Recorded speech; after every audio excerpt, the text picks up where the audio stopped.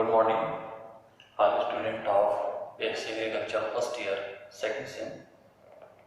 Today, my lecture topic on general characters of molecules. Molecules is a soft body of microorganism is called molecules. In molecules, absent of cell wall and have triple layer cell membrane, and the nucleus is well developed, and the nucleus have DNA and RNA. So let me start my lecture topic on general characters of molecules.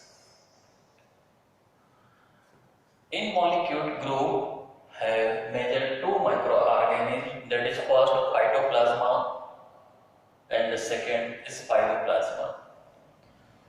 Phytoplasma, also known as MLO. MLO means mycoplasma-like organism. So,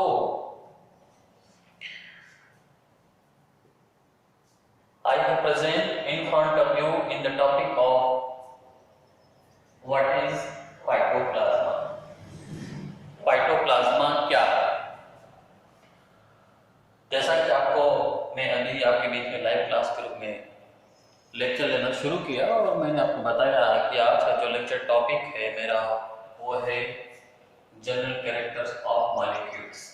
molecules एक bacteria से छोटा, एक bacteria से मिलता जुलता एक समूह है, एक ग्रुप है जिसके अंदर कई माइक्रो ऑर्गेनिज्म आते हैं, जिसमें मेजर टू आते हैं, फाइटोप्लाज्मा एंड स्पाइरोप्लाज्मा. माइनर की बात करें इसमें mycoplasma, phytoplasma, spiroplasma, rickettsia and rickettsia like organism. इतने माइक्रो ऑर्गेनिज्म आते हैं जो सामान्य रूप से प्रोकैरियोटिक होते हैं और बैक्टीरिया से छोटे होते हैं. मॉलिक्यूलर ग्रुप एंड बैक्टीरिया में मेजर डिफरेंट यही होता है कि जो बैक्टीरिया होता है, बैक्टीरिया के सेल में सेल वाल प्रेजेंट होता है, लेकिन मॉलिक्यूल्स ग्रुप के अंतर्गत जो माइक्रो ऑर्गेनिज्म आते हैं उसमें सेल वाल अब्सेंट होता है, ट्रिपल लेयर सेल मेम्ब्रेन पाया जाता है. मेजर यह डिफरेंट है और कॉन्सेप्ट मिलता जुलता कैरेक्टर है. जैसे बैक्टीरिया भी ग्राम नेगेटिव होता है, ग्राम पॉजिटिव होता है, इसी तरह मॉलिक्यूल्स के अंतर्गत भी जितने माइक्रो ऑर्गेनिज्म होते हैं वो भी ग्राम नेगेटिव होते हैं, ग्राम पॉजिटिव होते हैं. जैसे बैक्टीरिया में जो डिजीज काज करने वाले बैक्टीरिया जिसको फाइटोपैथोजेनिक बैक्टीरिया कहते हैं वो ग्राम नेगेटिव नेचर के होते हैं. इसी तरह मॉलिक्यूल्स में भी जो डिजीज काज करने वाले फाइटोपैथोजेनिक मॉलिक्यूल्स होते हैं वो ग्राम नेगेटिव होते हैं. लेकिन अपवाद हर जगह है. जैसे बैक्टीरिया में भी कुछ ऐसे बैक्टीरिया हैं जो ग्राम पॉजिटिव हैं लेकिन डिजीज काज करते हैं. इसी तरह मॉलिक्यूल्स में भी कुछ ऐसे मॉलिक्यूल्स हैं जो ग्राम पॉजिटिव होते हैं लेकिन डिजीज काज करते हैं. तो ये तो अपवाद है, लेकिन बेसिक कॉन्सेप्ट कैरेक्टर देखा जाए तो जो डिजीज काज करने वाले या बैक्टीरिया हो चाहे मॉलिक्यूल्स हैं वो ग्राम नेगेटिव नेचर के होते हैं. तो मेजर दोनों डिफरेंट यही है कि बैक्टीरिया का जो सेल होता है उसमें सेल वॉल प्रेजेंट होता है और न्यूक्लियाइड अनडेवलप होता है, लेकिन मॉलिक्यूल्स के अंतर्गत जितने भी माइक्रो ऑर्गेनिज्म आते हैं उसमें सेल वॉल अब्सेंट होता है, ट्रिपल लेयर सेल मेम्ब्रेन पाया जाता है और न्यूक्लियाइड वेल डेवलप होता है.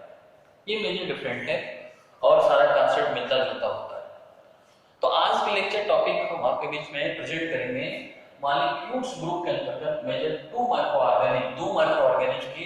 पहला फाइटोप्लाज्मा जिसको MLO के नाम से जानते हैं. MLO को कहते हैं माइकोप्लाज्मा लाइक ऑर्गेनिज्म.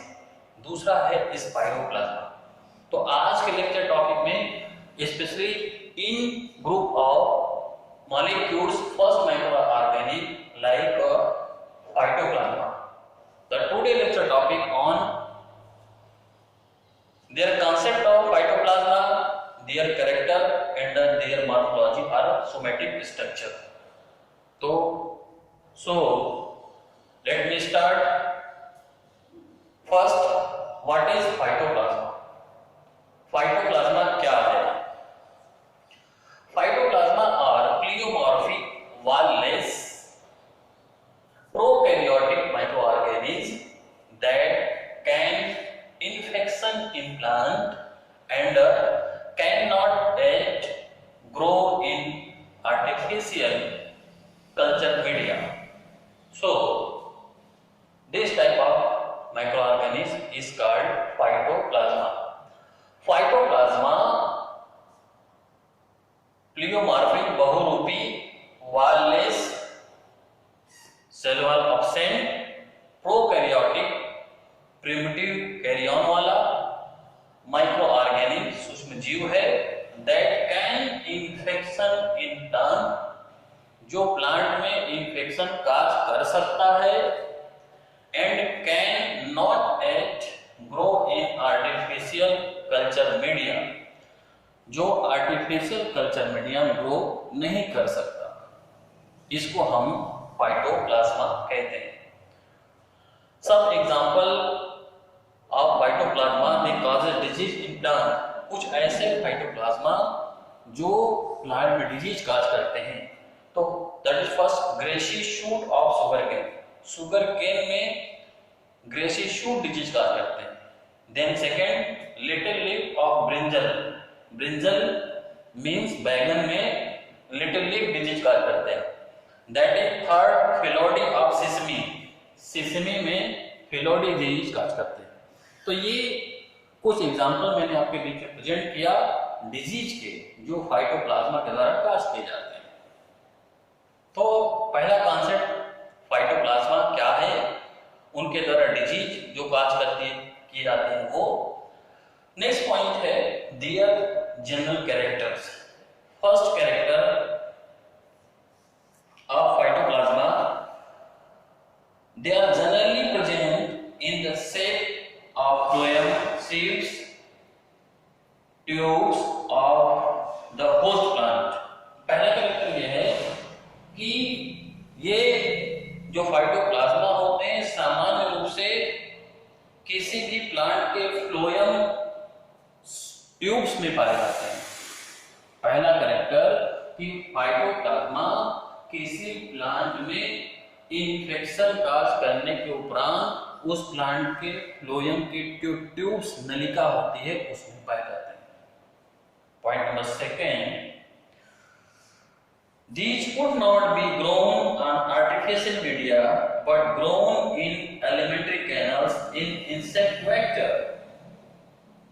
दूसरा कैरेक्टर फाइटोप्लाज्मा की यह है कि इस फाइटोप्लाज्मा को हम आर्टिफिशियल कल्चर मीडिया में ग्रो नहीं करा सकते या ये आर्टिफिशियल कल्चर मीडिया में ग्रो नहीं करते, लेकिन इंसेक्ट का जो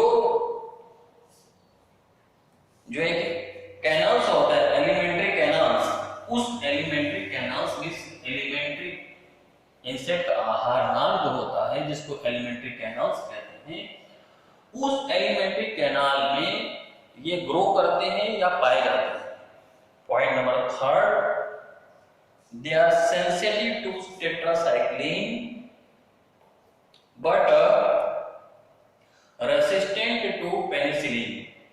ये टेट्रासाइक्लिन के प्रति सेंसिटिव होते हैं और एंटीबायोटिक पेनिसिलिन के प्रति रेसिस्टेंट होते हैं. मीन्स इनको किल करने के लिए टेट्रासाइक्लिन अप्लाई किया जाता है चूंकि ये पेनिसिलिन के प्रति रेसिस्टेंसी डेवलप करते हैं.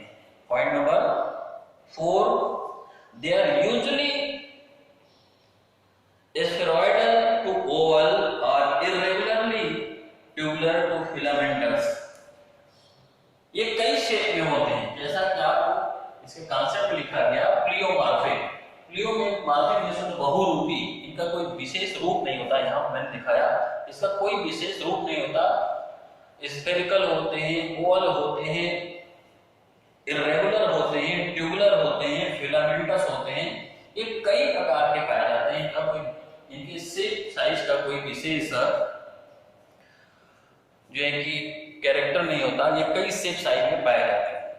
Point number 5, they are considerable to be microorganisms intermediate between bacteria and virus। ये बैक्टीरिया और वायरस के बीच के लिंक के रूप में जाने जाते हैं। बैक्टीरिया और वायरस के बीच के लिंक के रूप में माइक्रो ऑर्गेनिज्म के रूप में ये जाने जाते हैं। Next point number 6, they are gram negative in nature। Generally phytoplasma is gram negative in nature because they are all disease in plant। ये ग्राम नेगेटिव नेचर के होते हैं क्योंकि ये प्लांट में डिजीज काज करते हैं। Next, the phytoplasma is wireless. इसमें सेल वॉल एब्सेंट होता है बट है ट्रिपल लेयर मेम्ब्रेन, लेकिन इसमें 3 लेयर सेल मेम्ब्रेन पाया जाता है। द फाइटोप्लाज्मा है वेल डेवलप्ड न्यूक्लियाई। फाइटोप्लाज्मा के अंदर जो न्यूक्लियस होता है वो वेल डेवलप होता है एंड है डीएनए और आरएनए। इसमें डीएनए और आरएनए दोनों पाया जाता है। तो आज का जनरल कैरेक्टर्स ऑफ फाइटोप्लाज्मा मैं आपके बीच में प्रेजेंट किया। So all student be understand in case the topic of phytoplasma and their general characters. Next point, structure और मॉर्फोलॉजी, संरचना या बनावट। तो मैंने इसका मॉर्फोलॉजी आपके बीच में बनाया। अब मॉर्फोलॉजी की बात करें तो प्लियोमॉर्फिक होते हैं, बहुरूपी होते हैं। इसका कोई शेप साइज नहीं होता, स्फेरिकल होते हैं, ओवल होते हैं, फिलामेंटस होते हैं, ट्यूबुलर होते हैं। लेकिन मेजर जो सेल इनका होता है उसमें क्या कौन से कंपोनेंट्स पाए जाते हैं, तो सबसे पहला इन्हें मैं यहाँ बनाया, ये प्लियोमॉर्फिक है, बहुरूपी के रूप में होते हैं। इसका कोई शेप साइज नहीं है। दैट इज फर्स्ट लेयर है lipoprotein membrane, also known cell membrane. इसमें सेल वॉल एब्सेंट होता है, लाइकोप्रोटीन मेम्ब्रेन पाया जाता है। दूसरा यहाँ पे सॉल्युबल प्रोटीन, ये सॉल्युबल प्रोटीन इसमें इसके अंदर पाया जाता है। ये जो है डीएनए डीऑक्सीराइबोस न्यूक्लिक एसिड पाया जाता है, ये राइबोसोम्स। Next soluble RNA. तो ये मॉर्फोलॉजी है। मॉर्फोलॉजी में स्पेशल जो इसके मेजर ऑर्गन्स हैं मैं आपको यहाँ प्रेजेंट कर दिया। आप इस मॉर्फोलॉजी को अच्छे से अपने ब्लैक नोटबुक पे ड्रॉ कर लेंगे। तो आज का lecture topic general characters of molecules. In molecules first phytoplasma microorganism I will present in front of you. In case of phytoplasma, first point phytoplasma concept and definition, their causative disease, next their characters, and next their structure or morphology. So let me complete or finish my lecture. Any query regarding them, please contact me. So thank you. That's all. Good day.